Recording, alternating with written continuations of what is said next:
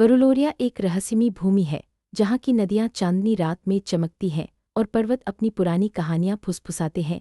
इसी जादुई जगह पर एक साधारण किसान अरिवान अपनी माँ और छोटी बहन सेलीन के साथ रहता है। उनका गांव मेरेंटिया लुरियन नदी के पार बसा है, जिसे स्वर्गिक शक्तियों का आशीर्वाद प्राप्त माना जाता है। यहाँ के लोग अपनी सादगी, प्रेम और कर्तव्य में रचे बसे हैं। अरिवान का परिवार बहुत ही साधारण है, लेकिन उनमें गहरा प्रेम और अपनापन है। उसकी माँ दयालु और समझदार है, जबकि छोटी बहन सेलीन हमेशा खुशमिजाज रहती है। वे तीनों मिलकर खेतों में काम करते हैं और शाम को एक दूसरे को कहानियाँ सुनाते हैं। उनके जीवन में भले ही साधन सीमित हों, लेकिन खुशियाँ भरपूर हैं। लुरेन नदी वरुलोरिया की आत्मा मानी जाती है। रात में इसकी लहरें चांदनी में झिलमिलाती हैं, मानो कोई जादू बिखेर रही हों। गांव के बुजुर्ग कहते हैं कि इस नदी में स्वर्गिक शक्तियों का वास है और कभी-कभी यहाँ से रहस्यमयी आवाज़ें आती हैं। अरिवान को भी अब इन आवाज़ों का एहसास होने लगा है। गांव में हर शाम आग के चारों ओर बैठकर लोग पुरानी कहानियां सुनते हैं। इन कहानियों में जादू, वीरता और रहस्य छिपा होता है। अरिवान की माँ अक्सर उसे बताती है कि किस तरह नदी और पर्वतों में आत्माएं बसती हैं, जो कभी-कभी इंसानों को बुलाती हैं। ये कहानियां अरिवान के मन में जिज्ञासा और रोमांच भर देती हैं।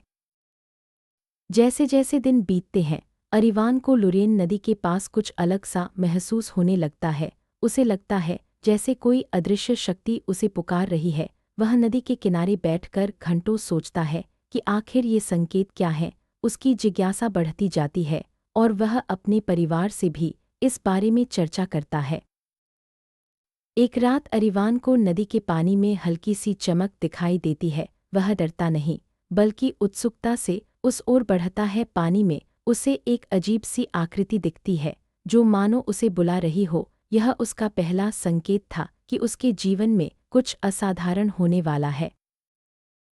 अरिवान की माँ उसकी बदलती आदतों को देखती है। वह जानती है कि कुछ तो है जो उसके बेटे को बेचैन कर रहा है। माँ उसे समझाती है कि कभी-कभी प्रकृति भी हमें बुलाती है, लेकिन सतर्क रहना जरूरी है। माँ की चिंता और प्यार अरिवान को हिम्मत भी देता है और सावधानी भी।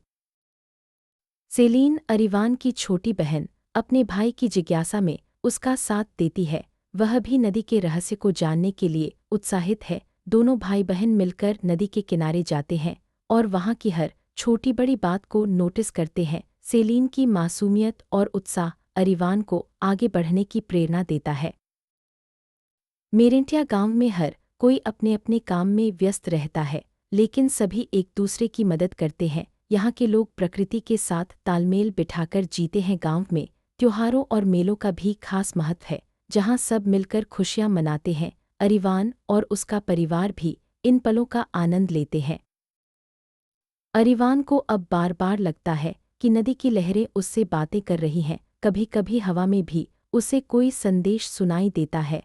वह समझ जाता है कि यह कोई साधारण घटना नहीं है, बल्कि प्रकृति उसे किसी बड़े रहस्य की ओर इशारा कर रही है।